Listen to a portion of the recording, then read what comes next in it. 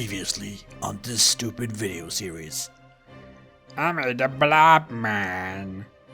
Right, I'm still lagging behind in video creation by about a month.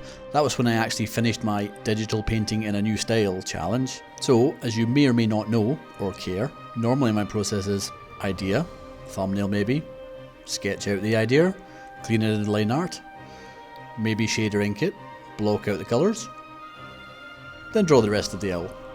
But not this time. I still did my little character sketch designs, but that's character design which we'll talk about in the next video, so let's move along. So the rules for this image were as follows. Multiple characters have to be just sitting or standing around. No action poses or exuberance, keep the drama subtle, but it still has to have a story in it. So I chose Calm Before the Storm as the theme. No fancy perspective, to force me to get emotions through the faces and poses. Did I succeed? Well, you decide. The main light source has to be centralised, to make the lighting direction different for each character, just something I wanted to practice. And I have to use this god-awful brush that blends colour and shape so that I have practically no control over either. So I might as well be trying to paint with a mouse, because I hate myself. It was something like that anyway. Right, so first thing I did was establish the light sources, the fire and the MacGuffin in the middle. Now we get straight on with destroying most of the work I did in Design Doll by doing a vague underpainting type thing. Then I pop in the main light sources for reference and plonk down some of the basic shapes of the surrounding objects. Now you can see I move straight on with completely nullifying the setup I did by painting roughly over the character reference. I mean, I kinda stayed approximately to the shape, so it's not a complete failure.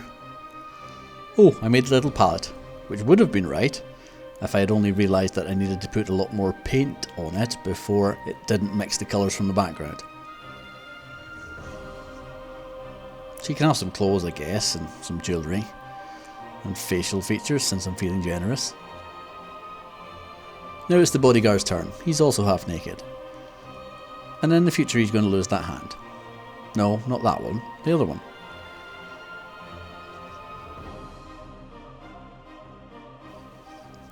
Next we move on to the champion. I forgot his helmet at this point, but he wouldn't be able to enjoy a nice mug of whatever that is if he was wearing it. Moving on, the merc. No point in talking about technique because I have no idea what I'm doing. She's cool though. She's got that warhammer from the last video and everything. Next we have the Strew, or a posh lizard man for those not in the know. Having recorded this, I realise I don't generally like talking about what I'm doing to the vacuum of space. I much prefer just doing things. Fuzzy Wuzzy was a capybara type of humanoid called a droby. He's friendly, and his cheese is serious business. There we go. How's that look? Truly awful. I'm inspired, aren't you? The important takeaway from this experiment is that before you can be good at something, you have to be terrible at it first. Then there is a slow process of being slightly less and less terrible over time. There then comes a point that someone else comes along and says, "Hey, you're really good at that thingy." And for some inexplicable reason, they kind of think that you've always been really good at that thingy. Still, accept the compliment if you can, it's only polite. Acknowledge that you are less terrible than you used to be, and don't give up. I didn't give up either. I went on to paint the rest of the owl.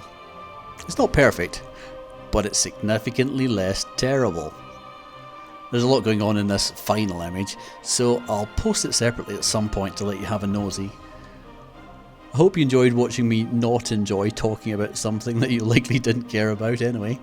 I'm cutting the video about art off here because I'm not worth listening to on that front, and the video was long enough already.